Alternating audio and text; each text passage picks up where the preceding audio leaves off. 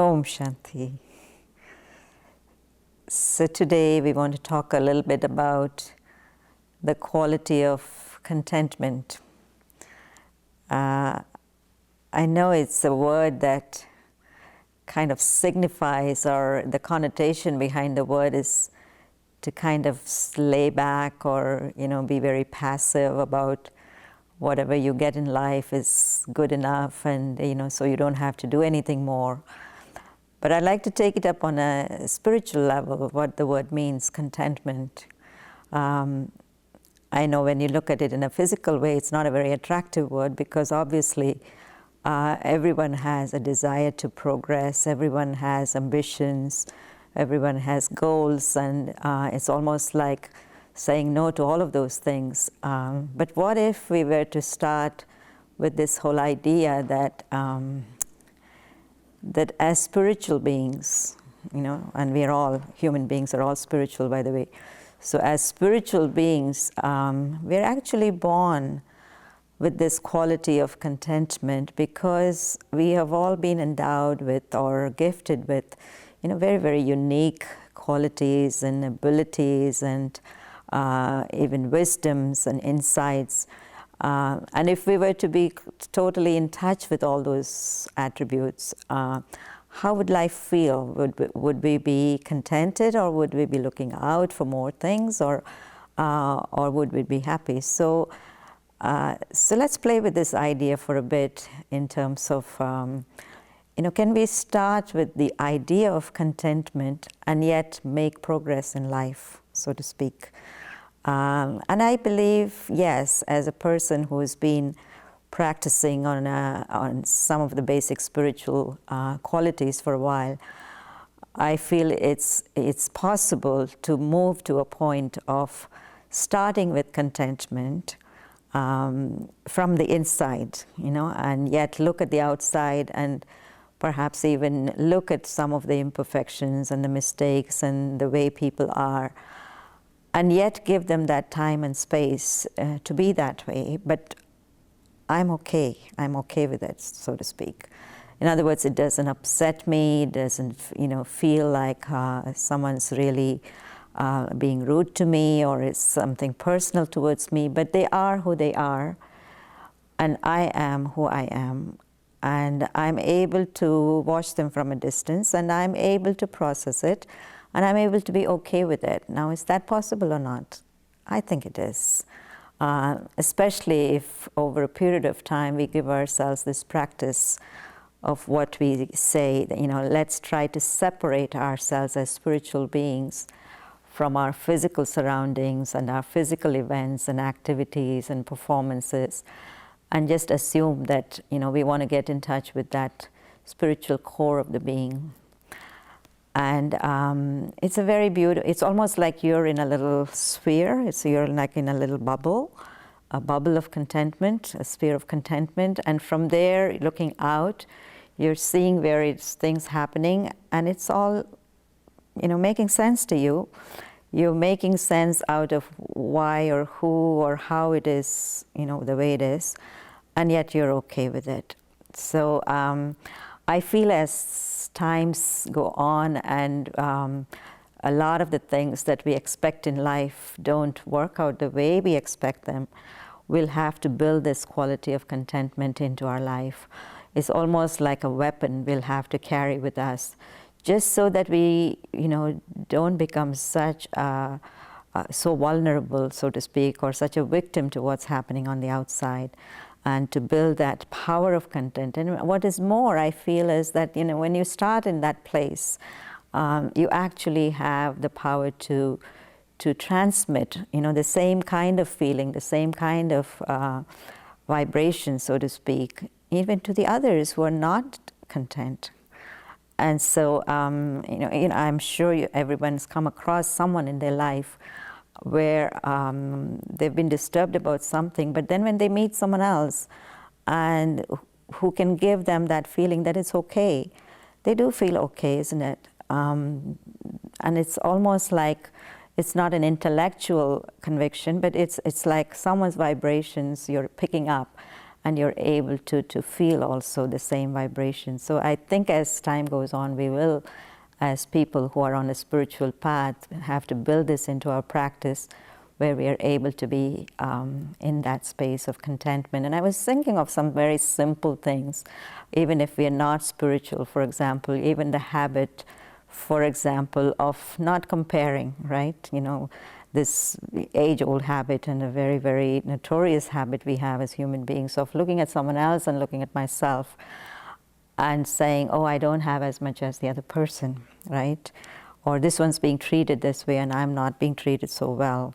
So I am I and that person is that person. So the habit of comparison sometimes takes us down to the, you know, to the stage of discontentment. And so if we can build into our lifestyle, you know, a few of these principles and practices where we are preventing this, you know, discontentment in our life. As I said, one of the things is to just practice this. The second thing I was thinking is that, you know how some people are, they're always looking at the positive side of things, even if 10 things are going wrong, but they will look at the thing that is going right. And you would almost think that, are they living in the same reality? Are they living in the same world or what? But it just is so pleasant to be in the company of that person, and I'm speaking from experience, because the last thing that you want to is to hear your own voice reflect back to you. Oh, it's terrible. Oh, it's terrible. Oh, it's terrible.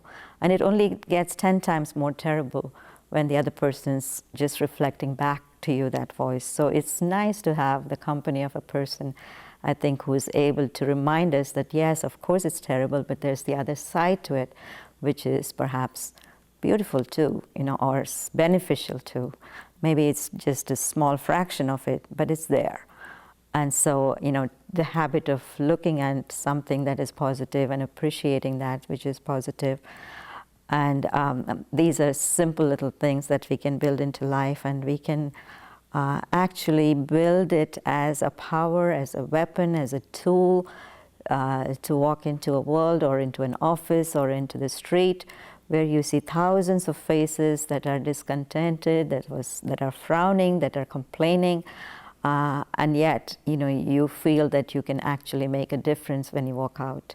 And I do feel that this is really what the current times are telling us in terms of practical spirituality. It's not about spirituality being on the top of the mountain and you being peaceful, but the contentment which actually is able to transform situations, the contentment that's able to transform feelings, the contentment that's able to transform our perception of things, and so I would definitely say, to be able to build this into our practice and taken it as a given that we are born with many, many treasures, beautiful abilities inside, and all we need to do is just to take those few minutes to get in touch with that. And so perhaps we can do that just for a minute or so, where we are able to step inside that little bubble,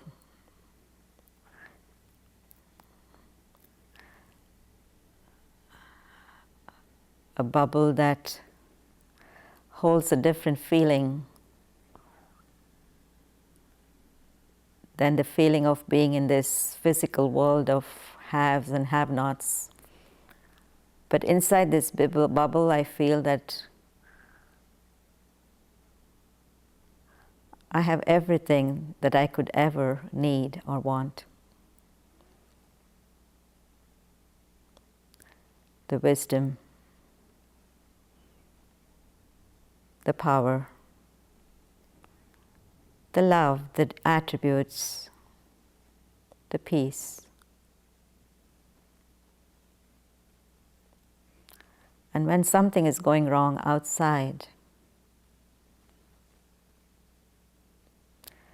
it is all the more the time for me to stay in this bubble.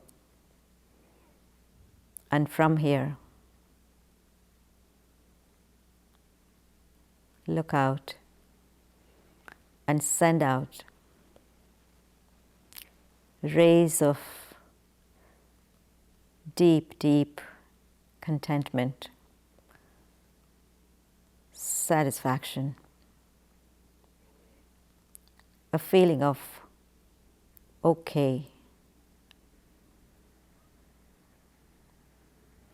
If it's not okay today,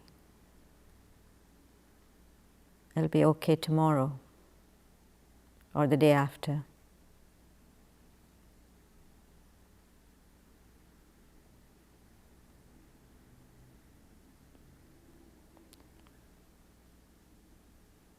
This power of contentment is a great resource for us today in a world of upheaval, chaos, uncertainties, and fears.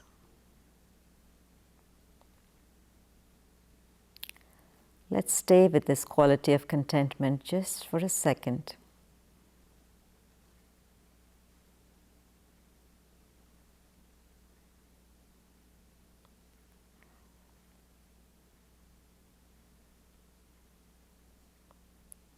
Om Shanti.